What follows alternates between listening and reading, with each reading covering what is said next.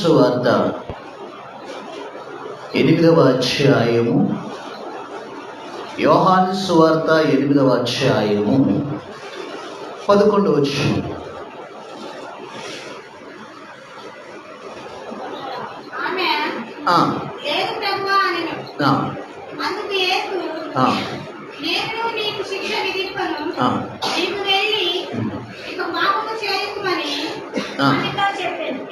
నీవు వెళ్ళి ఇక ఏ పాపము చేయకుము అని చెప్పాడు. చాలా జాగ్రత్తగా.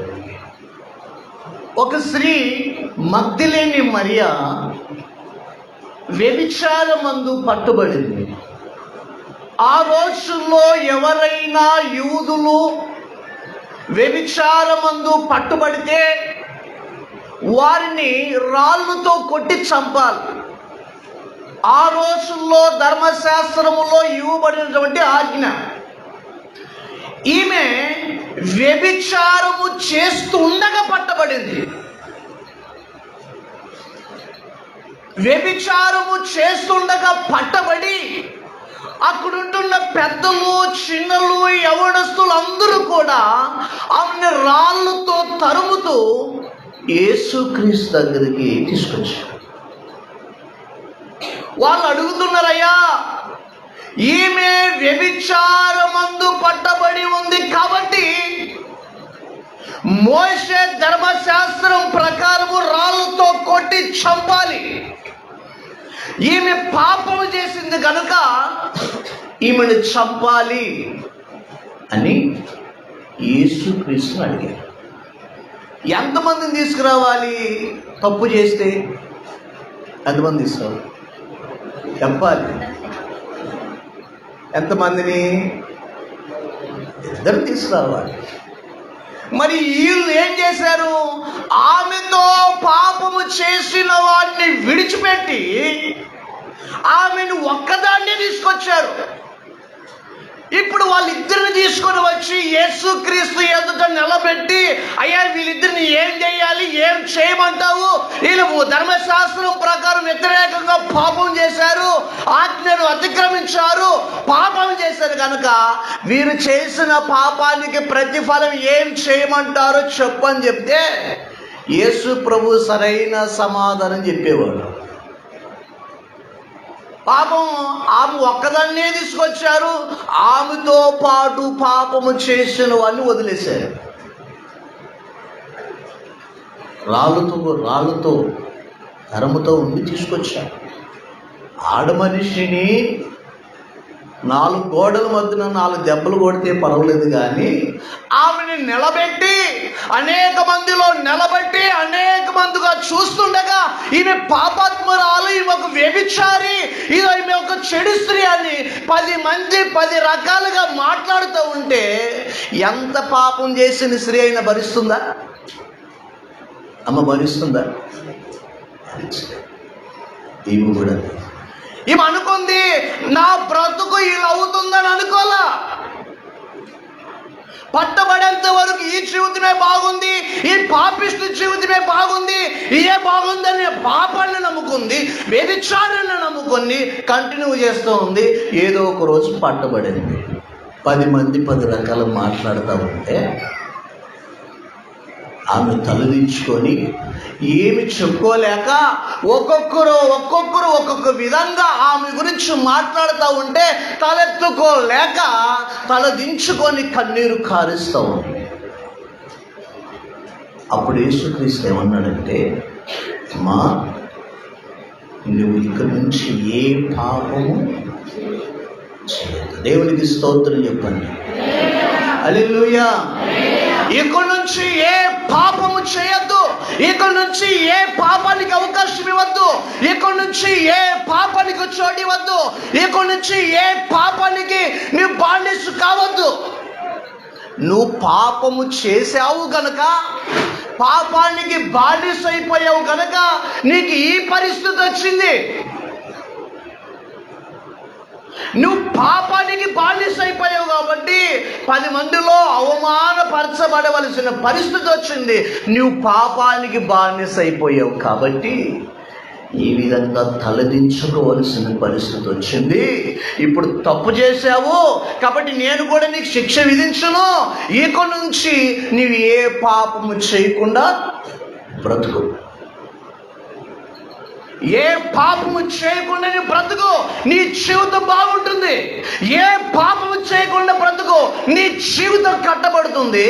ఏ పాపము చేయకుండా బ్రతుకు, అప్పుడే నీ కుటుంబంలో నెమ్మది, శాంతి, సమాధానము, ఐక్యత కలిగి ఉంటుంది. దేవునికి స్తోత్రం చెప్పండి. హల్లెలూయా, హల్లెలూయా. ఒకవేళ ఈ స్త్రీ గమనించండి, ఈ స్త్రీ వ్యభిచారమందు పట్టబడకుండా ఏ పాపము చేయకుండా ఉండి ఉంటే ఆమెకు ఆ పరిస్థితి వచ్చేది కానీ కాదు. ఆమె నీతిగా బ్రతికి ఉండి ఉంటే, పరిశుద్ధంగా బ్రతికి ఉండి ఉంటే, దేవుని యందు భయభక్తులు కలిగి జీవించి ఉండి ఉంటే, ఏ పాపానికి చోటు ఇవ్వకుండా బ్రతికి ఉండి ఉంటే 10 మంది నోటులో నానేది. ఆమె తప్పు చేసింది కాబట్టి ఆ పరిస్థితి వచ్చింది, పాపం చేసింది కాబట్టి ఆ పరిస్థితి వచ్చింది. ఆత్మీయ సహోదరి, అందుకోసమే యేసుక్రీస్తు అంటాడు, అమ్మా నీవు ఏ పాపానికి నీవు బానిస కావద్దు, ఏ పాపము చేయద్దు. నువ్వు పాపము చేస్తున్నప్పుడు బాగుంటుంది, కానీ ఆ పాపం వలన వచ్చే మూల్యము చాలా భయంకరంగా. ఓసారి మీరు ఎప్పుడైనా హాస్పిటల్కి వెళ్ళండి, ఎప్పుడైనా కానీ అక్కడ ఆ రోగులు అనుభవిస్తున్న బాధ ఎంత భయంకరంగా ఉంటుందో మీకు అర్థమైంది. బాగున్నప్పుడు, బలమున్నప్పుడు, ఆరోగ్యం ఉన్నప్పుడు ఆరోగ్యాన్ని పాడు చేసుకొని,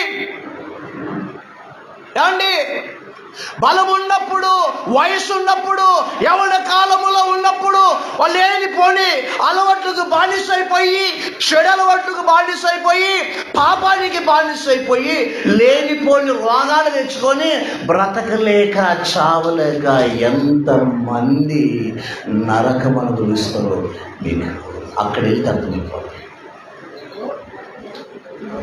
నాకు బలము ఉన్నంత వరకు నమ్మలేదు నా యేసుని.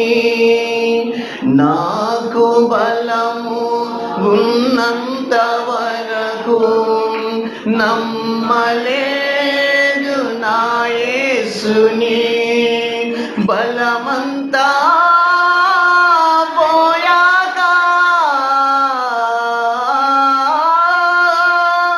బలమంతా పోయాక వెంబడించాను నా యేసుని, వెంబడించాను నా యేసుని. ఎప్పుడు వెంబడిస్తామండి? దేవుని దగ్గరికి ఎప్పుడు వస్తాం? బలం ఉన్నప్పుడు రాము, ఏమంటే వయసు ఉన్నప్పుడు రాము. వయసులో ఉన్నప్పుడు, బలములో ఉన్నప్పుడు, అన్ని బాగున్నప్పుడు ఎక్కడికి పోదామా, ఎక్కడ తిరుగుదామా, ఏమి చేద్దామా, ఏమి చేస్తే బాగుంటుంది, ఎలా చేస్తే ఎంజాయ్గా బ్రతుకుతామని ఇలా అనుకొని చేసి చేసి చేసి లేనిపోని అలవాట్లు తెచ్చుకొని రోగాలు పాలైపోయి అక్కడ బ్రతకలేక చావలేక మధ్యలో వాళ్ళు అనుభవిస్తున్న బాధ ఇంత అంత కాదు. ఆత్మీయ సహోదరి, సహోదరు, మీకు అర్థమైపోతే హాస్పిటల్కి వెళ్ళిపోతే వాళ్ళు పడుతున్న బాధ. ఒక్కరోజు ఆరోగ్యంగా ఉంటే చాలు, ఆరోగ్యంగా తిన్న అన్నం అరిగిపోతే చాలు, బాగుంటే చాలు అని ఆ రోగులు పడుతున్న వేదన, ఆ రోగులు పడుతున్న బాధ, ఆ రోగులు పడుతున్నటువంటి ఇబ్బందులు, శ్రమలన్నీ భరించలేనంతగా ఉంటారు. కానీ ఎందుకు వచ్చింది ఆ పరిస్థితి వాళ్ళకి? ఎందుకు వచ్చింది? పాపము చేయటం బట్టి. ఎందుకు వచ్చిందయ్యా? ఎందుకు రోగాల పాలైపోయారు? ఎందుకు చెడు అలవాటుకు బానిసైపోయి, చెడు తలపులకు బానిసైపోయి, చెడు క్రియలకు బానిసైపోయి, బలముందని విర్రవీగి లేనిపోని పాపలు చేసి లేనిపోని రోగాలు తెచ్చుకొని ఎంతో వ్యాధన అనుభవిస్తున్న వాళ్ళు చాలా మంది ఉన్నారు. అటువంటి పరిస్థితి నీకు రాకుండా ఉండాలంటే నువ్వేం చేయాలి? ఏ పాపానికి నువ్వు బానిస కాకూడదు. ఆమెతో అంటాడు, అమ్మా ఇంతకాలం వ్యర్థంగా బ్రతికావు, ఇంతకాలం అపవిత్రంగా బ్రతికావు, ఇంతకాలం వ్యభిచారంలో బ్రతికావు, నువ్వు చేసిన పాపమే నీ జీవితాన్ని నాశనమయ్యేలా చేసింది. అగ్గిపుల్ల ఉందనుకోండి, అగ్గిపుల్ల గీసిన వెంటనే కాలుతుందా అమ్మా? కాలుతుందా? ఎప్పుడైతే కాలుతూ ఎప్పుడైతే మన చేయి దగ్గర పోస్తుందో, ఆ సెగ తగులుతుందో, అప్పుడు మన చేయి కూడా, పాపము కూడా అంతే. అది ఏ పాపమైనా సరే, పాపము చేస్తున్నప్పుడు నీకు ఏమనిపించదు, నీకు బాగానే ఉంటుంది. కానీ ఆ పాపం వలన నీవు తెచ్చుకున్నటువంటి ఆ రోగము, ఆ బాధ కాలిన తర్వాత పెద్దలు ఒక సామెత అంటారు, ఏమని? చేతులు కాలిన తర్వాత ఆకులు పట్టుకుంటే ప్రయోజనం లేనే. అది కాళ్ళకు ముందే జాగ్రత్తగా కాపాడు. అంటే ఆ పాపము నిన్ను నాశనము చేయడానికి ముందే, నీవు కలిగి ఉన్న పాపము నీ జీవితాన్ని నాశనం చేయడానికి ముందే నువ్వు జాగ్రత్త పడాలి. నీ జీవితాన్ని నాశనం కావడానికి ముందే నువ్వు ఆ పాపాన్ని విడిచిపెట్టాలి. పాపము బాగుంది అని నువ్వు ఆశపడితే నీ జీవితం నాశనం. మన గుంటూరు ప్రాంతంలో ఉండే వాళ్ళు చేపలు పట్టడం బాగా తెలుసు అనుకుంటాను, అవునా? తెలుసా? చేప పడాలంటే ఏం చేయాలమ్మా? ఏమి చేయాలి? గాలం వేయాలి. ఆ గాలానికి ఒక ఎర వేస్తారు. ఆ ఎరను చూస్తే ఏమైపోద్ది? ఆ చేప ఆ ఎరను చూస్తుందే తప్ప దాని వెనక ఆ చేపను చంపే గాలం ఉంది అనేది గుర్తుంచుకోదు. అప్పుడు ఆ ఎరను చూస్తుంది, ఆ ఎరను మిగుతుంది. అప్పుడే ఆ చేప కూడా అలా ఆ గాలానికి కూర్చుంటాడు. అప్పుడేమైపోతాడు? తీసుకొని బయట పడేస్తాడు. అపవాది కూడా అంతే. నీకు ఎరవేస్తాడు. అది తిరుగుడు కావచ్చు, అది త్రాగుడు కావచ్చు, అది వ్యభిచారం కావచ్చు, ఇంకొకటి కావచ్చు, ఇంకొక పాపం కావచ్చు. నీవు కలిగి ఉన్న ఏ పాపం అయితే నీ విడిచిపెట్టలేకపోతున్నావో, ఏ పాపానికి నీవు దూరంగా బ్రతకలేకపోతున్నావో, ఏ పాపాన్ని నీవు మరవలేకపోతున్నావో, అది సాతానుడు నీకు వేస్తున్న ఎర. ఆ ఎర వెనుకుంటుంది గాలం. అది గుర్తుపెట్టుకో. ఎరను చూసి ముందుకు పోవద్దు, ఎరను చూసి ముందుకు రావద్దు, వాడి జోలికి నీవు వెళ్ళొద్దు. ఆదాము అవ్వని దేవుడు సృష్టించి, అమ్మా మీరు సంతోషంగా ఉండండి, కానీ అక్కడికి మాత్రం వెళ్ళొద్దు అన్నాడు. వాళ్ళకి ఏమైనా కష్టం వచ్చిందమ్మా? ఆదాము అవ్వలకి ఏమైనా బాధ వచ్చిందా? వాళ్ళు దేవుడిచ్చిన తిని సంతోషంగా ఉండడమే వాళ్ళకి కావాలి.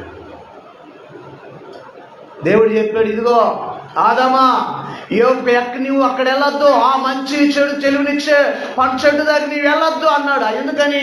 అపవాది ఉన్నాడు కనుక, మోసపరిచేవాడు ఉన్నాడు కనుక, భ్రమపరిచేవాడు ఉన్నాడు కనుక, నరహంతకుడు ఉన్నాడు కనుక, శోధకుడు ఉన్నాడు కనుక నీవు అక్కడ వెళ్ళిపోతే శోధనలో పడిపోయే ప్రమాదం ఉంది. కాబట్టి ఈ తోటలు ఏ పండైనా మీరు తినండి, అక్కడ మాత్రం వెళ్ళొద్దు, ఆ చెట్టు దగ్గరికి వెళ్ళొద్దు, ఆ పండ్లు తినద్దు. ఒకవేళ తింటే ఏమైపోతారు? బతుకుతారా? ఏమైపోతారు? చస్తారు అన్నాడు. ఆదాముని అవుని ఎలా తయారు చేశాడండి? ఎలా తయారు చేశాడు? ఆదాము ప్రక్కటెముకలో నుంచి స్త్రీని తయారు చేశాడు. ఎందుకనమ్మా? నిద్ర వస్తుందా? ఎందుకు మనిషి శరీరంలో ఎన్నో ఎముకలు ఉన్నాయి, మరి ఎన్నో అక్కడే ఎందుకు దేవుడు ఆ ప్రక్కటెముకని తీసి ఎందుకు స్త్రీని చేశాడు? జీవితాంతము ప్రక్కన ఉండటానికి. ఆదాము దగ్గర ఉండవలసిన అవ్వ ఆదాముకు చెప్పకుండా దేవుడు ఎక్కడికి వెళ్ళొద్దన్నాడో అక్కడికి వెళ్ళిపోయింది. దేవుడు ఎక్కడికి వెళ్ళొద్దన్నాడో అది ఎక్కడ వెళ్ళిపోయింది. ఆజ్ఞ అతిక్రమమే. మన వాళ్ళు అంటారు దొంగతనం వ్యభిచారం చేయకుండా చాలండి బాగుంటాం అంటారు. అది కాదు, ఆజ్ఞ అతిక్రమమే. దేవుడు ఏది చేయొద్దంటాడో దాన్ని చేయడమే తప్పది. దేవుడు ఎక్కడికి వెళ్ళొద్దన్నాడో అక్కడికి వెళ్ళడమే తప్పు. ఏది చేయొద్దన్నాడో అది చేయడమే తప్పు, పాపం. దేవుడు చెప్పాడు అక్కడికి వెళ్ళొద్దన్నాడు, సరే వెళ్ళిపోయింది. వెళ్ళిపోయిన తర్వాత తిన్నారు, వాళ్ళ కళ్ళు తెరవబడ్డారు. ఇప్పుడు దేవుడు మాట్లాడుతున్నాడు, ఆదామా ఎక్కడున్నావు? ఏమన్నారమ్మా? అమ్మా ఏమన్నారమ్మా? చెప్పండి అమ్మా. దేవుడు స్వరం వినగానే అయ్యా మేము ఆకులు చాటున ఆకులు కప్పుకొని మేము దాగి ఉన్నాము. దాక్కోవాల్సిన పరిస్థితి ఎందుకు వచ్చింది? ఏమండి, ఆజ్ఞను అతిక్రమించి చేయొద్దన్న పాపాన్ని వాళ్ళు చేశారు. అప్పుడు ఆకలి చాటు దాక్కున్నారు. అప్పుడు ఏదేను తోటలో నుంచి వెలివేయబడ్డారు, శాపాన్ని కొని తెచ్చుకున్నారు. ఇప్పుడు ఆదాము బ్రతకాలంటే ఏం చేయాలి? చెమట గార్చి కష్టపడి పనిచేసి పండించుకొని తింటేనే తిండి, లేకుంటే కడుపు కాలిపోతుంది. ఎందుకు వచ్చింది ఆ పరిస్థితి? సంతోషంగా ఏ కష్టం లేనట్ల, ఏ బాధలు లేనట్ట, ఏ ఇబ్బందులు లేనట్ట, ఏదో ఉన్న పనులు తిని సంతోషంగా ఉండవలసిన ఉన్నటువంటి ఆదాము పరిస్థితి ఎందుకు శపించబడవలసిన పరిస్థితి ఎందుకు వచ్చిందంటే పాపము చేయటం బట్టి. పాపం చేసిన వాళ్ళు, బాగుపడిన వాళ్ళు ఎవరు లేరు. ఇది ఎక్కడి నుంచే చూసుకోండి. ఇదంతా 3 నెలల నుంచి. ఇదంతా పాపం చేసే వాళ్ళందరూ కూడా 3 నాళ్ళ ముచ్చట. 3 నాళ్ళ ముచ్చట కోసం ఈ మనిషి పడే తపన చూడరా. 3 నాళ్ళ ముచ్చట కోసం ఈ మనిషి పడే తపన చూడరా. నీటి బుడగలాంటి జీవితం ఏనాడు సమసిపోయే. ఈ పాపం ఎటువంటిదండి? శాశ్వత కాలం సంతోషమిస్తుందా? అయ్యా, తిరిగేవాళ్ళు, తాగేవాళ్ళు లక్షలు ఖర్చు పెట్టి నువ్వు తిని తాగినా మరి పొద్దున్నే మరి ఆకలేస్తుంది. ₹1,00,000 పెట్టి తాగేనని దప్పి కాకుండా ఉంటుందా? అంటే ఇదంతా కూడా 3 నెలల ముచ్చట, స్వల్పకాల సంతోషం. కాబట్టి సహోదరి సహోదరులారా, నీ కుటుంబము నువ్వు బాగుండాలంటే నువ్వు ఏ పాపానికి బానిస కాకుండా ఉన్నప్పుడే నీ కుటుంబంలో నెమ్మది ఉంటుంది, నీ కుటుంబంలో సమాధానం ఉంటుంది, నీ కుటుంబం మధ్యన ఐక్యత ఉంటుంది, నీ కుటుంబంలో సంతోషం ఉంటుంది. కానీ పాపము చేయటం బట్టి నీ కుటుంబాన్ని నువ్వు కట్టుకోలేవు. జ్ఞానం కలిగిన స్త్రీ తన ఇల్లుని కట్టుకుంటుంది. మూఢరాలు ఏం చేస్తుంది? గయ్యాలు ఏం చేస్తుంది? దేవుని నమ్ముకోలేని స్త్రీ ఏం చేస్తుంది? దేవుని యందు విశ్వాసం ఉంచలేని స్త్రీ ఏం చేస్తుంది? ఉన్న జీవితాన్ని పాడు చేసుకుంటుంది, ఉన్న కుటుంబాన్ని పాడు చేసుకుంటుంది. పాపము చేసే వాళ్ళకి, పాపము చేయని వాళ్ళకి తేడా ఏంటంటే, పాపము చేసేవాళ్ళు తన జీవితాన్ని చేతులారుగా పాడు చేసుకుంటారు. పాపం చేయని వాళ్ళు సంతోషంగా బ్రతుకుతారు. చిన్న మాట చెప్పి నేను ముగిస్తాను, టైం అయిపోయింది.